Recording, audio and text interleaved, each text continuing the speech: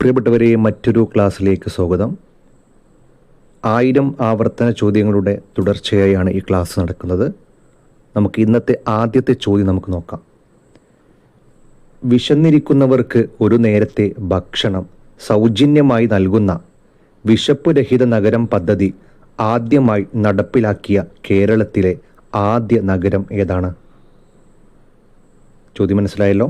തിരുവനന്തപുരം, കൊച്ചി, കണ്ണൂർ, കോഴിക്കോട്. ഏതാണ് ഇതിൻ്റെ ആൻസർ എന്ന് പറയുന്നത്? അതെ, കോഴിക്കോടാണെന്ത് ഇതിന് ആൻസർ എന്ന് പറയുന്നത്. ഏതാണ്? കോഴിക്കോട്. ഇനി അടുത്ത ചോദ്യത്തിലേക്ക് പോവാം. Indian institute of spices research എവിടെയാണ് സ്ഥിതി ചെയ്യുന്നത്? സ്പേസ് അല്ല, സ്പൈസസ് അല്ലേ? സ്പൈസസ് എന്ന് പറഞ്ഞാൽ എന്താ? നമ്മൾ സുഗന്ധവ്യഞ്ജനങ്ങൾക്ക് പറയില്ലേ, സ്പൈസസ്. എവിടെയാണ് സ്ഥിതി ചെയ്യുന്നത്? കണ്ണൂർ, കാസർഗോഡ്, തൃശ്ശൂർ, കോഴിക്കോട്. എവിടെയാണ്? കോഴിക്കോടാണ് സ്ഥിതി ചെയ്യുന്നത്. അടുത്ത് നോക്കാം. കൂട്ടത്തിൽപ്പെടാത്തത് ഏത്? ആര്യ സമാജം, പ്രാർത്ഥനാ സമാജം, ഹിന്ദു സമാജം, ബ്രഹ്മസമാജം. ഇതിൽ ഏതാണ് കൂട്ടത്തിൽപ്പെടാത്തത്? ഒന്ന് നോക്കൂ, നിങ്ങൾ മനസ്സിലാക്കി നോക്കൂ. ഇതിൽ കൂട്ടത്തിൽപ്പെടാത്തത് ഏതാണ്? ഹിന്ദു സമാജമാണ് എന്ത് ഇതിൽ കൂട്ടത്തിൽപ്പെടാത്തത്. ഇതിൽ പറഞ്ഞിട്ടുള്ള പ്രാർത്ഥനാ സമാജമായിക്കോട്ടെ, ആര്യ സമാജമായിക്കോട്ടെ, ബ്രഹ്മസമാജമായിക്കോട്ടെ, അതെല്ലാം എന്താണ്? ഇന്ത്യയിലെ നവോത്ഥാന സംഘടനകൾക്ക് ഉദാഹരണമാണെന്ത്? ഇതും ഇതും ഇതും. അപ്പോൾ ഇതെന്ത് പെടുന്നില്ല? കൂട്ടത്തിൽ പെടുന്നില്ല. ഇത് ഈ തരത്തിലുള്ള ചോദ്യങ്ങൾ ഉണ്ടാവാം. റെഡിയാണല്ലോ. അപ്പോൾ ഇവിടെ നമ്മൾ പറയുന്ന സമയത്ത് ഒരു ചോദ്യം നമുക്കിങ്ങനെ പറയാം. ബ്രഹ്മസമാജം സ്ഥാപിച്ചത് ആരാണ്? രാജാറാം മോഹൻ റോയ്. ആരാണ്? രാജാറാം മോഹൻ റോയ് ആണ് എന്ത് സ്ഥാപിച്ചത്? ബ്രഹ്മസമാജം സ്ഥാപിച്ചത്. ഏത് വർഷമാണ്? 1828 1828 എന്ത് സ്ഥാപിച്ചത്? ബ്രഹ്മസമാജം സ്ഥാപിച്ചത്. ആര്? രാജാറാം മോഹൻ റോയ്. റെഡിയാണല്ലോ. ഓക്കെ, നമുക്ക് അടുത്ത ചോദ്യത്തിലേക്ക് പോവാം. താഴെ തന്നിരിക്കുന്നതിൽ കൂട്ടത്തിൽപ്പെടാത്തത്, നേരത്തെ തന്നപോലെ തന്നെ ഒരു ചോദ്യമാണ്. നീല വിപ്ലവം, ധവള വിപ്ലവം, ഹരിത വിപ്ലവം, ഓറഞ്ച് വിപ്ലവം. എന്താ പറയുന്നത്? കൂട്ടത്തിൽപ്പെടാത്തത് ഏത് എന്ന്. ഏതാണ്? പറഞ്ഞു നോക്കൂ നിങ്ങൾ. ഏതാണ്? ഓറഞ്ച് വിപ്ലവം കൂട്ടത്തിൽപ്പെടാത്തത്. കാരണം എന്താണ്? ഈ നീല വിപ്ലവവും ധവള വിപ്ലവവും ഹരിത വിപ്ലവവും എന്താണ്? കാർഷിക വിളകളുടെ അതേപോലെ തന്നെയുമായി ബന്ധപ്പെട്ട ഉൽപ്പാദന രംഗത്തുണ്ടായ വർധനവിനെയാണ് നീല വിപ്ലവം, ധവള വിപ്ലവം, ഹരിത വിപ്ലവം. നീല വിപ്ലവം എന്ന് പറഞ്ഞാൽ എന്താ? ഫിഷ് പ്രൊഡക്റ്റിൽ അല്ലെങ്കിൽ മത്സ്യമേഖലയിലുള്ള വർധനവിനെയാണ് നീല വിപ്ലവം. ധവള വിപ്ലവം എന്ന് പറഞ്ഞാലോ മിൽക്ക് പ്രൊഡക്ഷൻ. എന്താണ്? മിൽക്ക് പ്രൊഡക്ഷൻ, വൈറ്റ് റവല്യൂഷൻ എന്ന് പറയും. ഇനി ഹരിത വിപ്ലവോ അഗ്രികൾച്ചർ, കൃഷിയിലെ ഉൽപ്പാദന മേഖലയിലാണെന്ന് പറയാം ഹരിത വിപ്ലവം എന്ന് പറയാം. റെഡിയാണല്ലോ, സെറ്റാണ്. ഈ ഓറഞ്ച് വിപ്ലവം എന്ന് പറഞ്ഞാൽ അതൊരു പൊളിറ്റിക്കൽ വിപ്ലവവുമായി ബന്ധപ്പെട്ട ഭരണ മാറ്റമൊക്കെയുമായി ബന്ധപ്പെട്ട, മറ്റേതൊക്കെ പറഞ്ഞാൽ പ്രൊഡക്ഷൻ സെക്ടറിലെ ഒരു ഇൻക്രീസ് അല്ലെങ്കിൽ മാറ്റത്തെയാണ് എന്തെന്ന് പറയാം മറ്റേ വിപ്ലവം എന്ന് പറയാം. അപ്പോൾ കൂട്ടത്തിൽപ്പെട്ടത് ഓറഞ്ച് വിപ്ലവം. അടുത്ത് നോക്കാം. ഇന്ത്യൻ ബഹിരാകാശ പരിപാടിയുടെ സ്ഥാപക പിതാവായി കണക്കാക്കപ്പെടുന്നത് ആരെയാണ്? സ്ഥാപക പിതാവായിട്ട് കണക്കാക്കപ്പെടുന്ന ആരാ? സിമ്പിളാണ് അല്ലേ? ഡോക്ടർ വിക്രം സാരാഭായ്. റെഡിയാണല്ലോ, സെറ്റാണ്. അപ്പോൾ ഇവിടെ നമുക്ക് പറയാം ISRO അല്ലേ? ISRO എന്ന് പറയുന്നതിൻ്റെ, ഇന്ത്യൻ സ്പേസ് റിസർച്ച് ഓർഗനൈസേഷൻ്റെ ആളും കൂടിയാണ്, അല്ലെങ്കിൽ അതിൻ്റെ ചെയർമാൻ കൂടിയാണ് ആര്? ആദ്യ ചെയർമാൻ കൂടിയാണ് ആര്? വിക്രം സാരാഭായ് എന്ന് പറയുന്ന ആൾ. റെഡിയാണല്ലോ. ഇനി നമുക്ക് അടുത്ത ചോദ്യം നോക്കാം. ഏതു മന്ത്രാലയത്തിന് കീഴിലാണ് ദേശീയ ജനസംഖ്യാ രജിസ്റ്റർ തയ്യാറാക്കുന്നത്? ഏത് മന്ത്രാലയത്തിൻ്റെ കീഴിലാണ് ദേശീയ ജനസംഖ്യാ രജിസ്റ്റർ തയ്യാറാക്കുന്നത്? ആഭ്യന്തര മന്ത്രാലയം, വനിതാ ശിശു വികസന മന്ത്രാലയം, വിദ്യാഭ്യാസ മന്ത്രാലയം, ആരോഗ്യ കുടുംബക്ഷേമ മന്ത്രാലയം. ഏത് മന്ത്രാലയത്തിന് കീഴിലാണ് നമ്മൾ ദേശീയ ജനസംഖ്യാ രജിസ്റ്റർ തയ്യാറാക്കുന്നത്? പറയൂ നിങ്ങൾ. നമുക്ക് നോക്കാം. ആഭ്യന്തര മന്ത്രാലയത്തിന് കീഴിലാണ് എന്ത് നടക്കുന്നത്? ജനസംഖ്യാ രജിസ്റ്റർ തയ്യാറാക്കുന്നത്. റെഡിയാണല്ലോ? റെഡിയാണ്. ഇനി അടുത്ത് നമുക്ക് നോക്കാം. താഴെ കൊടുത്തിരിക്കുന്നവയിൽ ഉപദ്വീയ നദികളിൽ പെടാത്തത്. താഴെ കൊടുത്തിരിക്കുന്നവയിൽ ഉപദ്വീയ നദികളിൽ പെടാത്തത് ഏതാണ് എന്നാണ് ചോദിച്ചത്. ഏതാണ് ഇതിൽ? നമുക്ക് നോക്കാം. ഗോദാവരിയാണോ, മഹാനദിയാണോ, നർമ്മദയാണോ, ബ്രഹ്മപുത്രയാണോ? ഇതിൽ ഏതാണ് ഉപദ്വീപീയ നദികളിൽ പെടാത്തത് ഏതാണ് എന്നാണ് ചോദിച്ചത്. അപ്പോൾ ഇതിൻ്റെ ആൻസറാണെന്ത്? നമുക്ക് നോക്കാം. ബ്രഹ്മപുത്ര. ഏതാണ്? ബ്രഹ്മപുത്രയാണെന്ത് ഇതിൻ്റെ ആൻസറായിട്ട് വരുന്നത്. അടുത്ത് നോക്കാം. ഇന്ത്യൻ ഭരണഘടനയുടെ ആമുഖത്തിൽ സ്ഥിതി, സമത്വം, മതേതരത്വം എന്നീ ആശയങ്ങൾ കൂട്ടിച്ചേർത്തത് എത്രാമത്തെ ഭരണഘടനാ ഭേദഗതി പ്രകാരമാണ് എന്ന് ചോദിച്ചു അല്ലേ? സ്ഥിതി, സമത്വം, മതേതരത്വം ഈ ഒരു ആശയങ്ങൾ നമ്മുടെ ഭരണഘടനയുടെ ആമുഖത്തിൽ അത് ഏത് ഭരണഘടനാ ഭേദഗതി പ്രകാരമാണ് എന്നാണ് ചോദിച്ചത്. നോക്കുന്നത് ഇമ്പോർട്ടൻ്റ് ക്വസ്റ്റ്യൻ ആണ്. ഭരണഘടനയുമായി ബന്ധപ്പെട്ട് ഏതാണ് ആർട്ടിക്കിൾ? ഏത് ഭേദഗതിയാണ്? അമെൻമെൻ്റ് ചോദിച്ചാൽ അമെൻമെൻ്റ് ആണ്. ഏത് അമെൻമെൻ്റ് ആണ്? 42. അടുത്തത് വൈദ്യുത ചാർജിൻ്റെ യൂണിറ്റ് ഏതാണ്?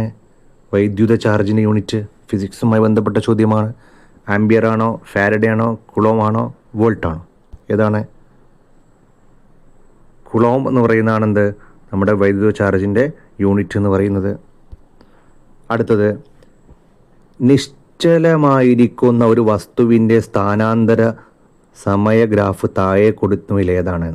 നിശ്ചലമായിരിക്കുന്ന ഒരു വസ്തുവിൻ്റെ സ്ഥാനാന്തര സമയ ഗ്രാഫ് താഴെ പറയുന്നവയിൽ ഏതാണ്? എ ആണോ, ബി ആണോ, സി ആണോ, ഡി ആണോ എന്ന് ചോദിച്ചത്. ഏതാണ്?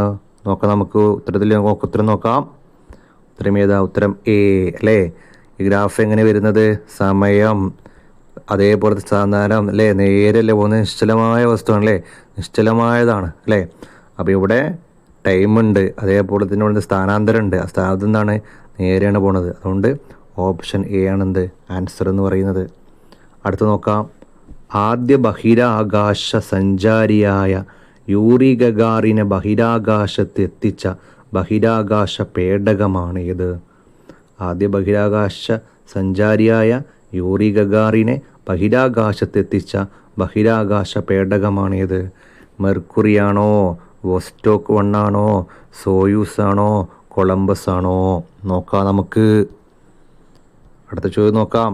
ഏതാണ് എൻ്റെ ആൻസർ? എന്താ? വോസ്റ്റോക്ക് 1 ആണെന്ത് യൂറി ഗഗാറിനെ ബഹിരാകാശത്തെത്തിച്ച ബഹിരാകാശ പേടകമെന്ന് പറയുന്നത്.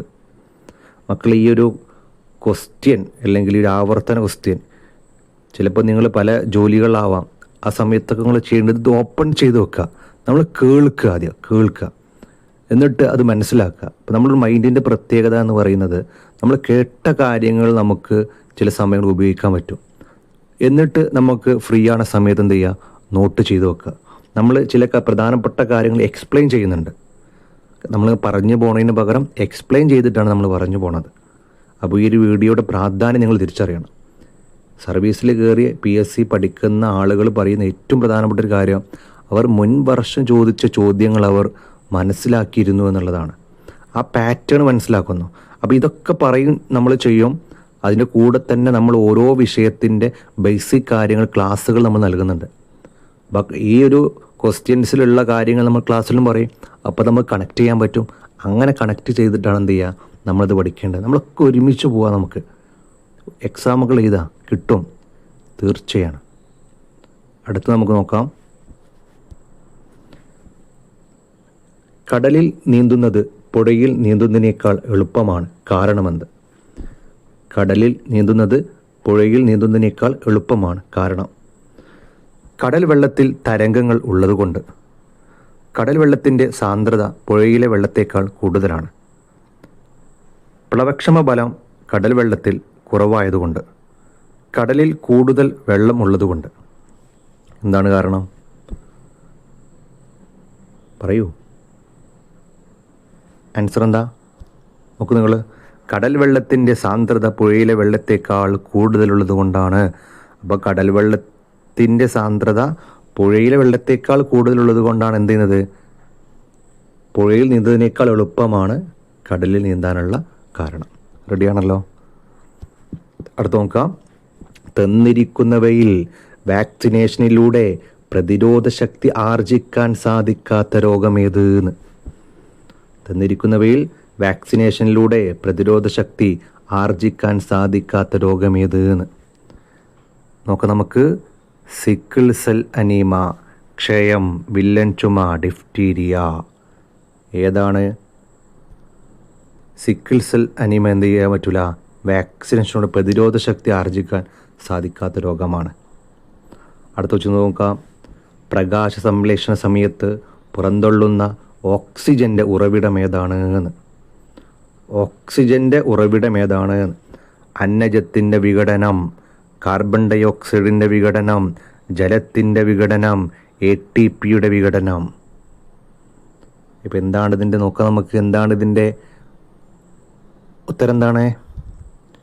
ജലത്തിൻ്റെ വിഘടനം. അടുത്ത് നമുക്ക് നോക്കാം. അടുത്തൊരു മാത്സുമായി ബന്ധപ്പെട്ട ഒരു ചോദ്യമാണ്. മാത്സുമായി ബന്ധപ്പെട്ട ചോദ്യമാണ്. ഇവിടെ ഇങ്ങനെ കൊടുത്തത്, ഈ ഒരു സമാന്തര ശ്രേണിയുമായി ബന്ധപ്പെട്ട ഒരു ഒരു ക്വസ്റ്റ്യനാണ്. അത് 500 കൊടുത്ത്, പിന്നെ 1000 തന്നു, പിന്നെ 100 തന്നു, പിന്നെ 200 തന്നു, പിന്നെ 20 തന്നു. ഈ ഓർഡർ നോക്കണം നിങ്ങൾ. അപ്പോൾ ഇവിടെ 500 എന്തായി? ഇരട്ടിയാന്ന് പറയുമ്പോൾ അത് 1000 മാറി അല്ലേ? അപ്പോൾ ഇതൊരു സീക്വൻസാണ്. അപ്പോൾ നോക്കണേ. ഇനി അടുത്ത് നോക്കുക.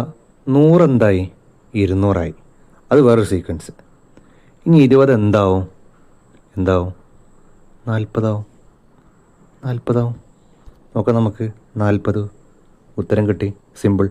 ഇത് പെട്ടെന്ന് കാണുമ്പോൾ അത് വലിയ ടഫാ തോന്നും. പക്ഷേ നമ്മളൊന്നൊന്ന് ആഴത്തിലൊന്ന് മനസ്സിലാക്കിയാൽ സിമ്പിളായിട്ട് എന്ത് ചെയ്യും? നമുക്ക് കാര്യം മനസ്സിലാവും. സെറ്റല്ല മക്കളെ? സെറ്റാണ്. അടുത്ത് നോക്കാം നമുക്ക്. ഒരു സമചതുരത്തിൻ്റെ പരപ്പളവ് 256 ചതുരശ്ര സെൻറ്റിമീറ്ററാണ്. സമചതുരത്തിൻ്റെ വശങ്ങളുടെ മധ്യബിന്ദുക്കൾ യോജിപ്പിച്ചു വരച്ചാൽ കിട്ടുന്ന രൂപത്തിൻ്റെ പരപ്പളവ് എത്രാന്ന്. എന്താ പറഞ്ഞത്? ഒരു സമചതുരത്തിൻ്റെ പരപ്പളവ് 256 ചതുരശ്ര സെൻറ്റിമീറ്ററാണ്. സമചതുരത്തിൻ്റെ വശങ്ങളുടെ മധ്യബിന്ദുക്കൾ യോജിപ്പിച്ചു വരച്ചാൽ കിട്ടുന്ന രൂപത്തിൻ്റെ പരപ്പളവ് എത്രയാണെന്ന് ചോദിച്ചത്. അപ്പോൾ ഈ ഒരു ചോദ്യം നമ്മൾ ആദ്യം മനസ്സിലാക്കുന്ന സമയത്ത്, ഇങ്ങനെ ഈ മാത്സിൽ ഇത്തരത്തിലുള്ള ചോദ്യങ്ങൾ വരുമ്പോൾ ആദ്യം നമ്മൾ ജസ്റ്റ് എന്ത് ചെയ്യണം? നമ്മളൊന്ന് വരച്ച് നോക്കണം. എങ്ങനെയാണ് അതിൻ്റെ കാര്യങ്ങൾ വരുന്നതെന്ന് എന്ത് ചെയ്യണം? നമ്മളൊന്ന് വരച്ച് നോക്കണം. നമുക്ക് നോക്കാം എങ്ങനെയാണെന്നുള്ളത്. ഇവിടെ എത്രയാണ് വരിക?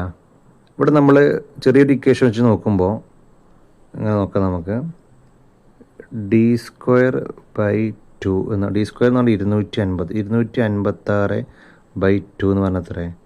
128. അപ്പോൾ ഇതിൻ്റെ ആൻസർ എത്ര? ഇവിടെ ആൻസർ 128 ആണ്. ഓക്കെ, റെഡിയാണല്ലോ. ഞാൻ അടുത്ത് നോക്കാം. ഒരു സംഖ്യ മറ്റൊരു സംഖ്യയുടെ 3 മടങ്ങിനേക്കാൾ 2 കൂടുതലാണ്. ചെറിയ സംഖ്യയുടെ 4 മടങ്ങാണ് വലിയ സംഖ്യ. എങ്കിൽ ചെറിയ സംഖ്യ ഏത്? അങ്ങനെയൊക്കെ ചോദ്യം വന്നാൽ നമുക്ക് ആദ്യം സമാധാനത്തോടു കൂടിയിട്ട് ചോദ്യം വായിക്കുക എന്നുള്ളതാണ്. ഒരു സംഖ്യ മറ്റൊരു സംഖ്യയുടെ 3 മടങ്ങിനേക്കാൾ 2 കൂടുതലാണ്. ഇവിടെ നോക്ക് നിങ്ങൾ. ഒരു സംഖ്യ മറ്റൊരു സംഖ്യയുടെ 3 മടങ്ങിനേക്കാൾ 2 കൂടുതലാണ്. ചെറിയ സംഖ്യയുടെ 4 മടങ്ങാണ് വലിയ സംഖ്യ. എങ്കിൽ ചെറിയ സംഖ്യ ഏത് എന്നാണ് പറഞ്ഞത്. അപ്പോൾ ഇവിടെ ചോദ്യം നമ്മൾ നന്നായിട്ട് നോക്കുക. ഒരു മറ്റൊരു സംഖ്യയുടെ 3 മടങ്ങിനേക്കാൾ 2 കൂടുതലാണ് എന്നാണ് പറയുന്നത്. 2 കൂടുതലാണ് എന്നാണ് എന്ത് ചെയ്യുന്നത്? ഇവിടെ നമ്മൾ പറയുന്നത്. അപ്പോൾ നോക്കാം. ഇവിടെ നോക്കാം നമുക്ക്. ഇവിടെ നമ്മൾ ചെറിയ സംഖ്യയെ ഇവിടെ നമ്മൾ ചെറിയ സംഖ്യയെ നമ്മൾ എക്സ് എന്നെടുത്ത്, അതേപോലെ തന്നെ വലിയ സംഖ്യയെ നമ്മൾ എന്തെടുത്തു 4x എന്നെടുത്തു. എന്നിട്ട് നോക്കൂട്ടോ, 4x സമം എന്ന് പറഞ്ഞാൽ എത്രയാണ്? 3x 2 കൂട്ടിയതാണ്. അപ്പോൾ ചെറിയ സംഖ്യനോട് 3 മടങ്ങ് കൂട്ടിയതാണെന്ത്? കൂട്ടിയതിനേക്കാൾ 2 കൂടുതലാണെന്ത്? ആ സംഖ്യയുടെ 4 മടങ്ങ്. റെഡിയാണല്ലോ? റെഡിയാണ്. ഇനി ഇതിനെ നമുക്ക് എങ്ങനെ ചെയ്യാം? ഈ ഒരു കാര്യത്തിൽ നമുക്ക് എങ്ങനെ ചെയ്യാം? നമുക്ക് നോക്കാം. ഇവിടെ 4x പറഞ്ഞില്ലേ? 4x minus 3x is equal to 2. അപ്പോൾ നമുക്ക് എത്ര കിട്ടി? 4x 3x കുറച്ചാൽ 1x ഈസ് ഈക്വൽ ടു 2. അപ്പോൾ നമ്മളിവിടുത്തെ ആൻസർ എന്തായിരിക്കും? ഡി 2 ഇവിടുത്തെ ഉത്തരം എന്ന് പറഞ്ഞാൽ. റെഡിയാണല്ലോ? മനസ്സിലായിട്ടില്ല? ഒന്നും കൂടി ബാക്ക് പോയിട്ട് ഒന്നുകൂടി കാണാം. ഇവിടെ എന്തെങ്കിലും സംശയം ഉണ്ടെങ്കിൽ എന്ത് ചെയ്യുക? നമുക്ക് അടുത്ത ക്ലാസ്സിലൊക്കെ ആയിട്ട് കൂടുതൽ ചോദ്യങ്ങൾ ഇതേപോലത്തെ ചെയ്യാം. അപ്പോൾ സെറ്റാവും. ഓക്കെ, റെഡിയാണല്ലോ? റെഡിയാണ്. അടുത്ത് നോക്കാം. ഈ ചോദ്യം നോക്കണേ. മണിക്കൂറിൽ 90 കിലോമീറ്റർ വേഗതയിൽ ഓടുന്ന 225 മീറ്റർ നീളമുള്ള തീവണ്ടിക്ക് ഒരു ടെലിഫോൺ പോസ്റ്റ് കടന്നു പോകാൻ എത്ര സമയം വേണ്ടി വരും? ഇവിടെ ആദ്യം നമ്മൾ നോക്കണം. നമുക്ക് എന്താ കണ്ടുപിടിക്കേണ്ടത്? എന്താണ് നമുക്കിവിടെ കണ്ടുപിടിക്കേണ്ടത് മക്കളെ? എന്താ കണ്ടുപിടിക്കേണ്ടത്? സമയമാണ് നമുക്ക് കണ്ടുപിടിക്കേണ്ടത്. എന്ത് കണ്ടുപിടിക്കണം? സമയമാണ് ഇവിടെ നമുക്ക് കണ്ടുപിടിക്കേണ്ടത്. അപ്പോൾ ആദ്യം നോക്കുക, നമുക്ക് കണ്ടുപിടിക്കേണ്ടത് സമയമാണ്. അപ്പം ഇവിടെ ആകെ മണിക്കൂറിൽ എത്രയാണ്? 90 കിലോമീറ്റർ ആണെന്ത്? ഇതിൻ്റെ വേഗത. അപ്പോൾ ആദ്യ വേഗത എത്ര? 90 കിലോമീറ്റർ പെർ അവർ. ഇനി അതേപോലെ തന്നെ ഇതിൻ്റെ നീളം നമ്മൾ പറഞ്ഞു അല്ലേ? ഇതിൻ്റെ നീളം എത്രയായിരുന്നു? നീളം എത്ര? 125 മീറ്റർ അല്ലേ? 225 മീറ്റർ ആണെന്ത് ഇതിൻ്റെ നീളമെന്ന് പറയുന്നത്. അപ്പോൾ നമുക്ക് ഇതെങ്ങനെ ചെയ്യാം? ശ്രദ്ധിക്കണേ, നന്നായിട്ട് ശ്രദ്ധിക്കുക. സ്ഥിരമായിട്ട് ഈ ഒരു ക്വസ്റ്റ്യൻ, ഇങ്ങനത്തെ ഒരു ക്വസ്റ്റ്യൻ എന്തായാലും PSCക്ക് ഉറപ്പാണ്. ഈ ക്വസ്റ്റ്യൻ ചിലപ്പോൾ വേഗതയായിരിക്കും, അല്ലെങ്കിൽ നീളമായിരിക്കും, അല്ലെങ്കിൽ ടൈമായിരിക്കും കണ്ടുപിടിക്കാണ്ടാവുക. അപ്പോൾ അവിടെ നമ്മൾ സമയം കണ്ടുപിടിക്കാനുള്ള ഇക്വേഷൻ എന്താ? സമയം കണ്ടുപിടിക്കാനുള്ള ഇക്വേഷൻ എന്താ മക്കളെ? ദൂരം ബൈ വേഗത. ദൂരം ബൈ വേഗതയാണെന്ത്? സമയം കണ്ടുപിടിക്കാനുള്ള ഇക്വേഷൻ. അപ്പോൾ നമുക്ക് എങ്ങനെ പറയാം സമയം കണ്ടുപിടിക്കാൻ? ഇവിടെ ദൂരം എത്രയാണ്? ദൂരം എത്രയാണ്? 225 അല്ലേ? ദൂരം എന്ന് പറഞ്ഞാൽ അതിൻ്റെ മുഴുവനായിട്ട് കടന്നു പോകണ്ടേ? ദൂരം കടന്നു പോകാന്നല്ല പറയണത്. 225 ബൈ എത്ര വരുന്നത്? 25. 225 ബൈ 25. അപ്പോൾ ഈ 225 ബൈ 25 എന്ന് പറഞ്ഞാൽ എത്രയാണ്? അതിൻ്റെ 9 സെക്കൻഡ്. എത്ര? 9 സെക്കൻഡാണ് വരുന്നത്. എത്ര? 9 സെക്കൻഡ്. അപ്പോൾ ആൻസർ സി ആണ് ആൻസർ എന്ന് പറഞ്ഞാൽ. അപ്പോൾ ചില ആൾക്കാർക്ക് ഇത് ചിലപ്പോൾ മനസ്സിലാവാത്തൊരു പ്രശ്നമാണ്. മനസ്സിലാവാത്ത ചോദ്യം മനസ്സിലാവാത്ത പ്രശ്നം. ഇതെങ്ങനെ അപ്പം അങ്ങനെ ആവുക എന്നുള്ളത്. ഇവിടെ നോക്ക്, ചോദ്യം നമുക്ക് നോക്കാം. ഈ ചോദ്യം ശ്രദ്ധിക്കട്ടെ നിങ്ങൾ. ഇതൊരു ടെലിഫോൺ പോസ്റ്റാണെന്ന് വിചാരിക്കുക. ഇതൊരു തീവണ്ടിയാണ്. തീവണ്ടി. ഈ തീവണ്ടി നിങ്ങളെത്ര? 225 മീറ്ററാണ്. 225 മീറ്റർ. അപ്പോൾ എത്ര സ്പീഡിലാണ് പോണത്? 90 മീറ്ററിലാണ്. അപ്പോൾ ഇതിങ്ങനെ സ്പീഡിൽ ഇങ്ങനെ പോയി തീവണ്ടി ഇവിടെ എത്തി. തീവണ്ടി ഇവിടുന്ന് ഇങ്ങനെ എത്തി ഇവിടെ എത്താൻ, ഈ പോസ്റ്റർ കടന്നു പോവാൻ എത്ര മീറ്റർ കടന്നു പോകണം? 225 മീറ്റർ കടന്നു പോകണ്ടേ? 225 മീറ്റർ കടന്നു പോയാൽ ഈ പോസ്റ്റ് എന്ത് ചെയ്യുള്ളൂ? കടന്നു പോകാൻ കഴിയുള്ളൂ. അപ്പോൾ ഇത് നീളം, ഇവിടുന്ന് അടുത്തുള്ള നീളം എത്ര? 225 മീറ്ററാണ്. അത് 90 കിലോമീറ്ററിൽ മുറിച്ച് കിടക്കാൻ എത്ര സമയം വേണമെന്ന് ചോദിച്ചത്. ക്വസ്റ്റ്യൻ റെഡിയായല്ലോ? റെഡിയാണ്. അപ്പോൾ സമയം കണ്ടെത്താനുള്ള ഇക്വേഷൻ ദൂരം ബൈ വേഗത. ആ ദൂരത്തു നിന്ന് വേഗത നമ്മൾ ഡിവൈഡ് ചെയ്താൽ ഉത്തരം കിട്ടി. Okay, set.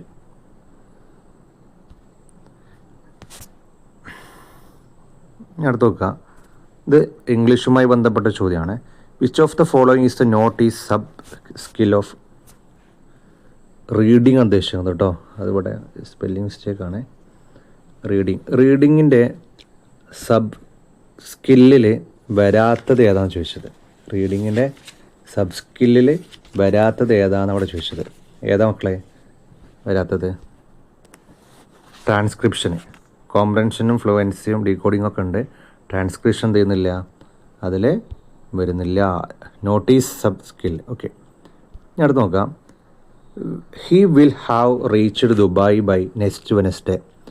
Identify the tense of the sentence. ഈ ഒരു സെൻറ്റൻസിലെ ടെൻസ് കണ്ടുപിടിക്കണം അല്ലേ. ഹി വിൽ ഹാവ്, നമ്മൾ വിൽ ഹാവ് എവിടെ ഉപയോഗിക്കുന്നത്? നമ്മൾ will have reached Dubai by next Wednesday. Future അല്ലേ, ഫ്യൂച്ചർ പെർഫെക്റ്റിലാണ് നമ്മളെന്ത് ഉപയോഗിക്കുക? വിൽ ഹാവ് എന്ത് ചെയ്യുക?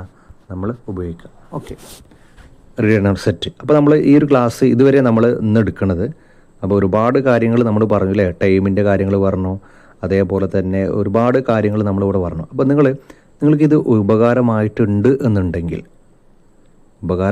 എന്നുണ്ടെങ്കിൽ ആദ്യം സബ്സ്ക്രൈബ് ചെയ്തിട്ടില്ലെങ്കിൽ ചെയ്യാം. രണ്ടാമത് ചെയ്യേണ്ടത് നിങ്ങളെ കൂട്ടുകാർക്ക് ഷെയർ ചെയ്ത് കൊടുക്കുക. അതേപോലെ തന്നെ നിങ്ങളുടെ അഭിപ്രായം ക്ലാസ്സിൽ പറയാം. നിങ്ങൾക്കത് ഫ്രീ ആയിട്ട് ചെയ്യാൻ പറ്റുന്ന കാര്യമാണല്ലോ സബ്സ്ക്രൈബും അതേപോലെ ഷെയർ ചെയ്ത് കൊടുക്കലും കമൻറ്റും. അപ്പോൾ നമ്മൾക്ക് പുതിയ ക്ലാസ് തരാനുള്ള ഒരു ഊർജ്ജം എന്ന് പറയുന്നത് എന്താണ്? നിങ്ങളുടെ ഈ ഒരു കാര്യങ്ങൾ മാത്രമാണ്. ഓക്കെ, അടുത്ത ഒരു ക്ലാസ്സിൽ ഒരു 50 ചോദ്യമായിട്ട് എന്ത് ചെയ്യുക, നമുക്ക് വീണ്ടും വരാം. Okay, thank you.